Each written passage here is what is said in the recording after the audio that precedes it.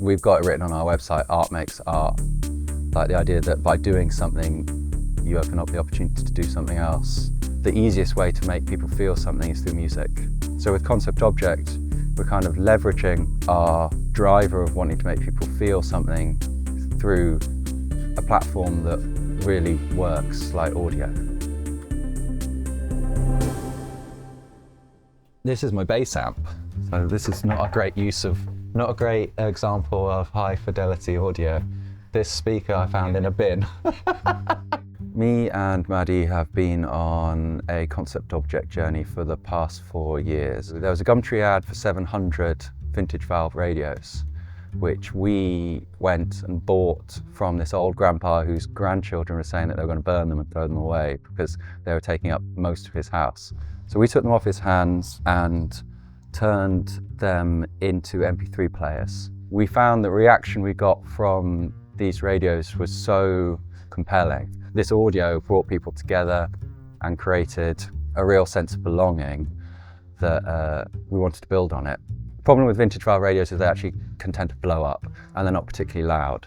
So we worked on creating our own product post that, creating our own sound. And that turned into our first set of speakers. No, this was made by a machine for an American client because it needed to be super, super accurate. You can see these are all made by hand, but this is made by a machine. This is made by hand. Those are all made by hand. The first speakers we made were origami. So they didn't work, but it was the fastest way to come up to bring our ambition into the real world, to turn the concept into an actual object. Those forms evolved into concrete sculptures. So the first material we played with was cardboard. The second material we really experimented with was concrete. We then took a lot of these forms, from the paper forms to the concrete forms, and we worked with carpenters who built cabinetry and people that actually designed speakers. Our process is very collaborative and very loose, slowly filtering from paper to concrete to cabinetry, and each phase people bringing different skill sets. It was an enormous amount of playing, an enormous amount of mistake making. A lot of our materials are reclaimed. So we've bought cinemas, we've bought horns off tanks, we've bought empty retail venues with very high-end sound systems in them, because we love the idea of reimagining and reusing. We've cleared out an Odeon, we've cleared out recording studios. When businesses were going bad in lockdown, we bought up a lot of very high-end audio stuff that we want to bring back to life, similar to the valve radios. We're like, oh my God, this was once a lovely cinema that brought joy to people and it's going to be set on fire and burn or landfill.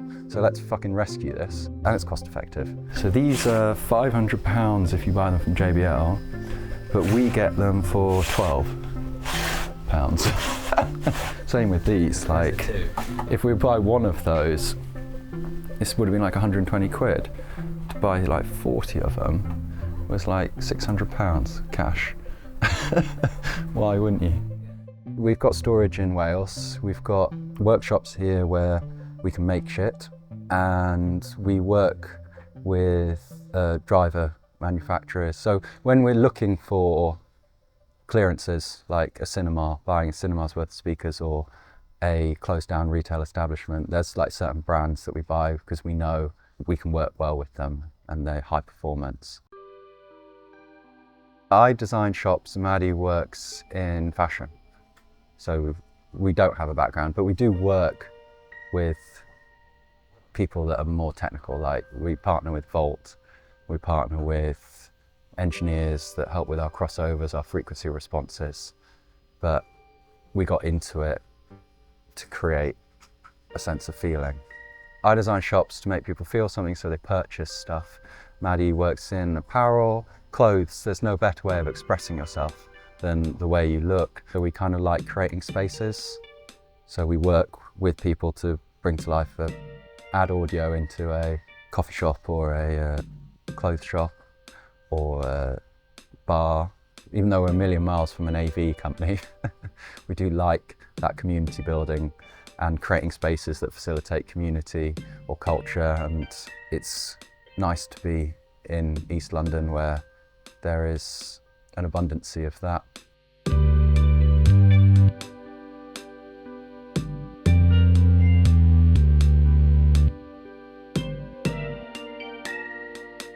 I would say our process is far from hi-fi, but our componentry is very hi-fi. We sit at a point of friction between our process being very creative and expressive and abstract, and our components being very professional and due diligent.